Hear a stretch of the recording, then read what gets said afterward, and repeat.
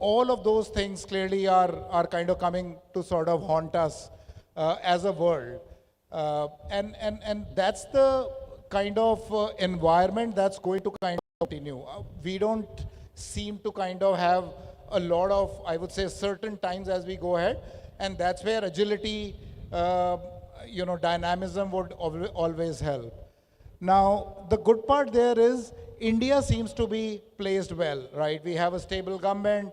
There is policy continuity that's there. We are still one of the fastest growing large economies in the country.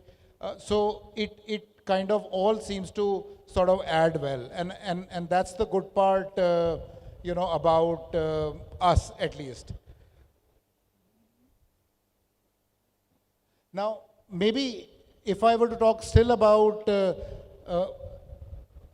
APB, in terms of all these uncertainties, where do we stack up? So while there are, again, some macro level uncertainties which are there, and then clearly there are those other, I would say, uncertainties, headwinds that are there from our own ecosystem. So multiple regulatory changes kind of kicking in, I would say, business landscape changing, whether it's about CKYC, the KYC guidelines changing,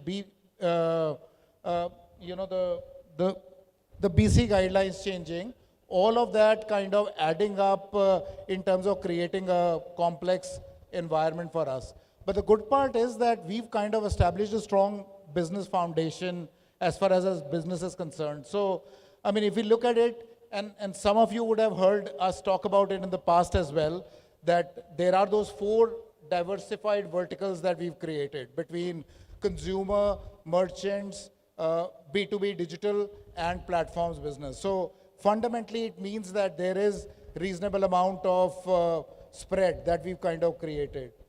Consumer business clearly is around 40%, and the other 2 large businesses, digital B2B and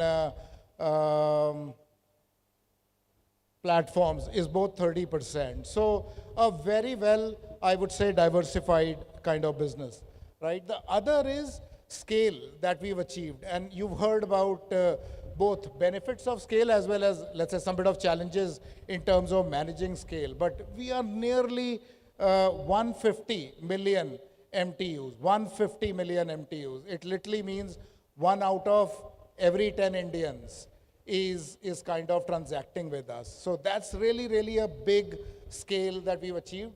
Within that, if I were to talk about it, individual itself is like good 100 million MTUs, right? It's a very large number to kind of talk about, and then we can dissect it whichever way we want to. Our consumer MTUs are closer to 40 million. Within that, the lasting annuity relationship-oriented kind of relationships are closer to 29, 30 million. So whichever lens we kind of take that, it's really a solid, strong base that we've created. And that's what helps us brace through some of these uncertainties.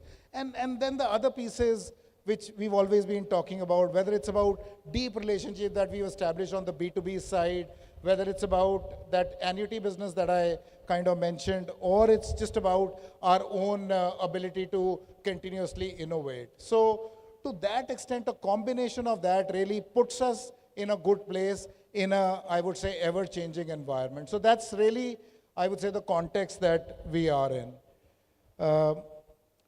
Last year, if you were to reflect on it, and I know we keep talking about it every quarter, but it's really been a good year for us, if we were to say. So while we spoke about multiple headwinds, we saw in the first slide as well, and also the second one, some of this business vectors, dynamics changing. Some of the lines of businesses really went through a dramatic change. We've all spoken about the remittance market dramatically changing. It nearly less than halved as a business line. What it meant was we kind of, the market itself evaporated. It went to certain compliant, cost efficient, but mostly towards certain non-compliant ways of transactions, which we were obviously never comfortable transacting in. Right? There were certain government subsidies kind of which went away, whether it was meaty reimbursements last year or now when we talk about some of the merchant PIDF reimbursements which are there. So it's kind of led to some of the business model also reshaping during the fiscal. But in spite of all of that, we've kind of grown at a strong 18%, during the year. So actually a big round of applause to everyone in terms of accomplishing these milestones. And when I say 18%, I mean, some of us I know have been used to looking at 40, 50% growth rates. And really, if I were to kind of just add back these kind of noises, headwinds, challenges that we've had, we would have actually certainly grown by closer to 30, 35%. So in that sense, it's slightly been a tough year for us, but clearly we've kind of stood strong. Now again, we don't necessarily compare it to other payments bank as a market, but again, if I were to look at the listed payments player, while we've grown by nearly 18, 20%, they would eventually end up degrowing by 5 to 10%, which is Fino. India Post, I would still feel, would potentially grow at a decent pace, but that's the sort of context that we are in.